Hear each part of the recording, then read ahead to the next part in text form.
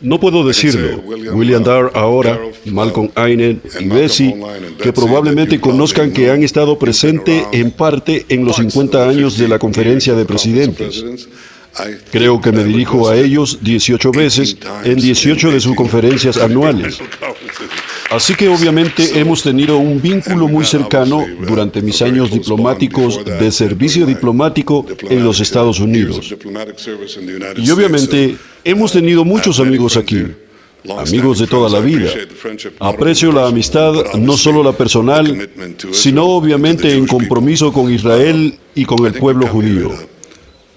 Creo que ustedes vienen aquí en un momento crucial de nuestra historia. Acabo de regresar de la histórica visita a Washington con el presidente Trump y puedo decir categóricamente que no creo que haya habido una reunión más importante entre un primer ministro y un presidente, porque estamos dando forma al Medio Oriente. Le hemos dado forma.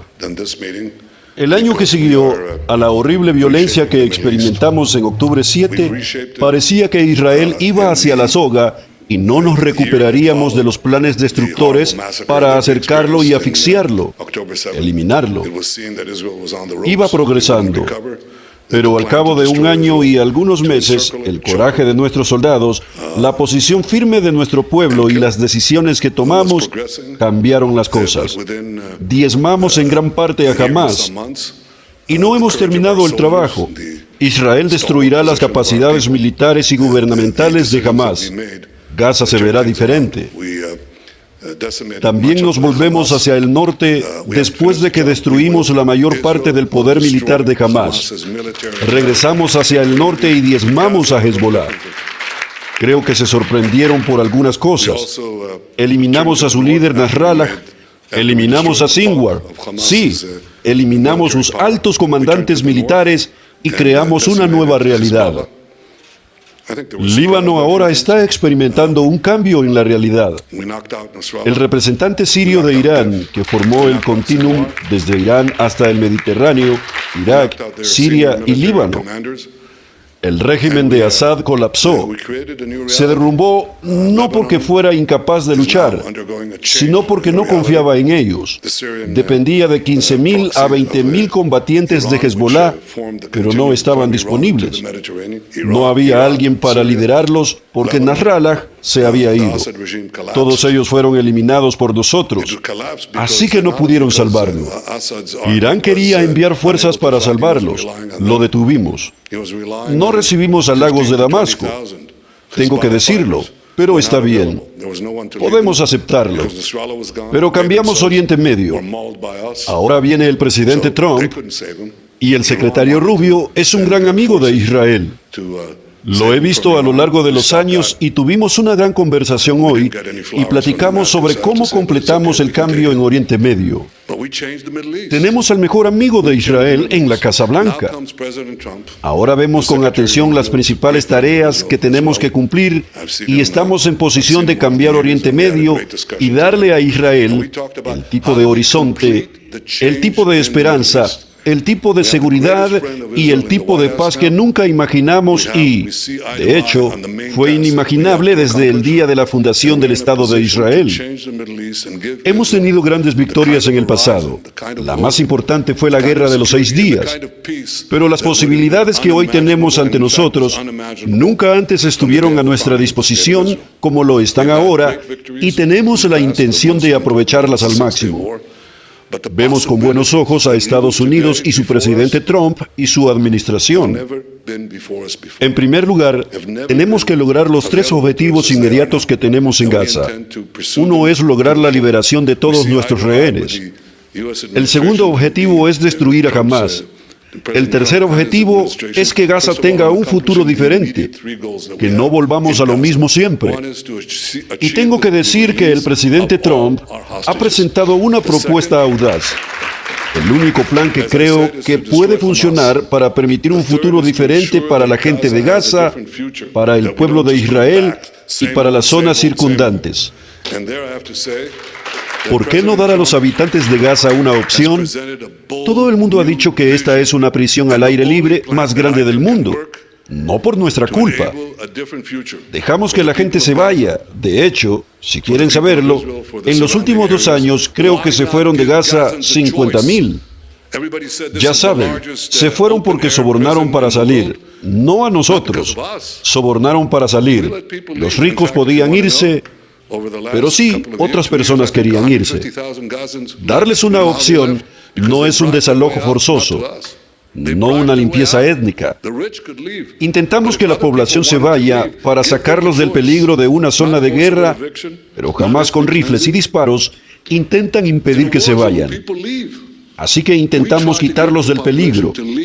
Pero si la gente quiere irse, si quiere emigrar, es su elección. Y creo que el plan del presidente Trump es correcto. Ese es el plan correcto. Así que en Gaza y en Líbano hemos establecido un alto el fuego.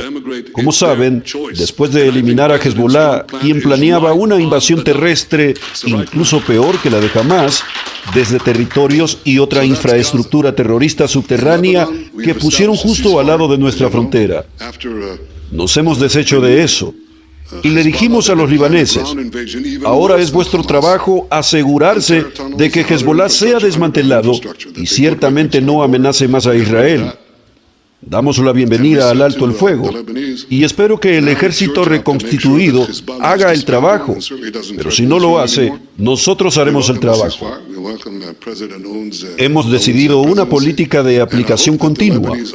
No permitiremos que se produzcan esas violaciones y no permitiremos que Israel, o los objetivos israelíes, o los soldados israelíes, sea un objetivo de ataque desde el Líbano.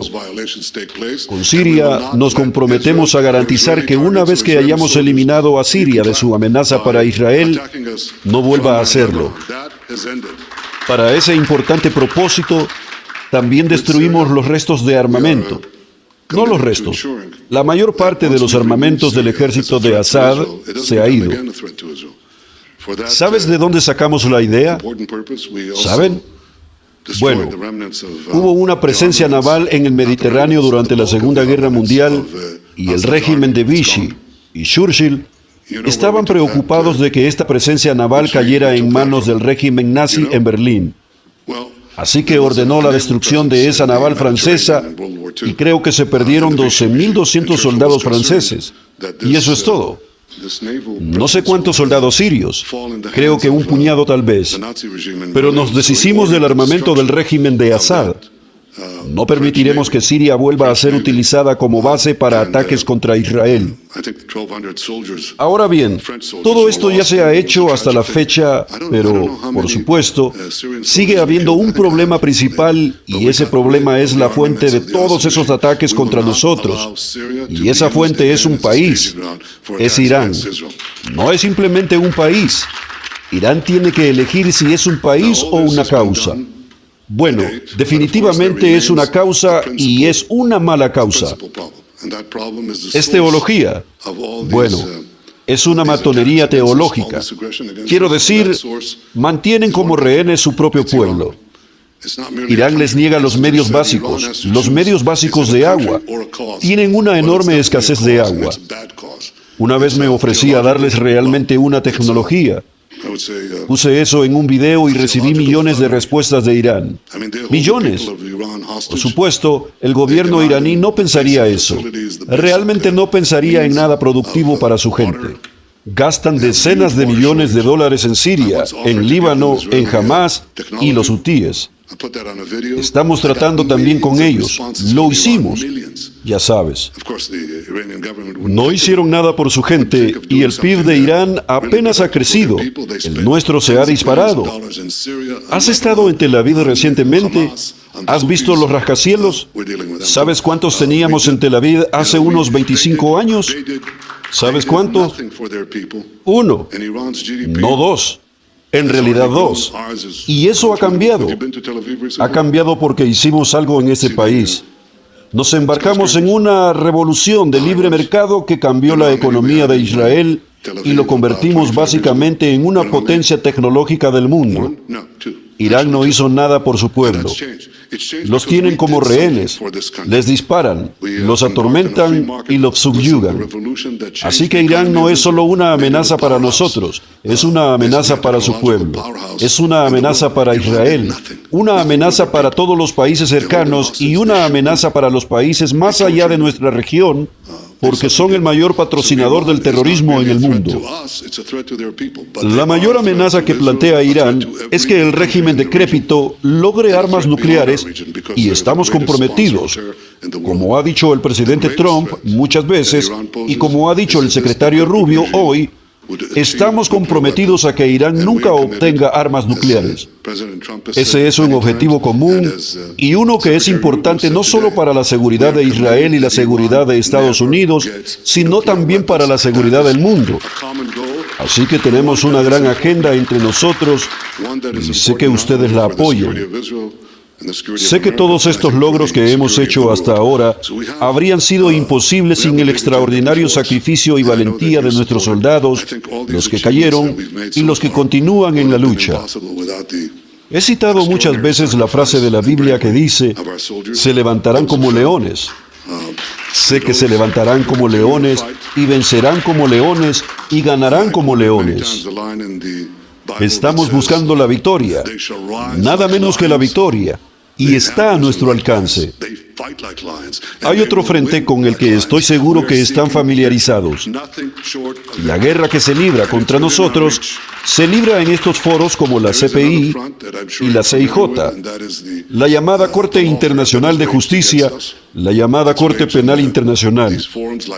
Es absurdo que el terrorismo ataca a Israel de la misma manera que la Asamblea General de la ONU o la llamada Comisión de Derechos Humanos de la ONU. Tienen más resoluciones contra Israel en estos organismos que el resto del mundo combinado, por lo que están completamente politizadas, son absurdas para la gente.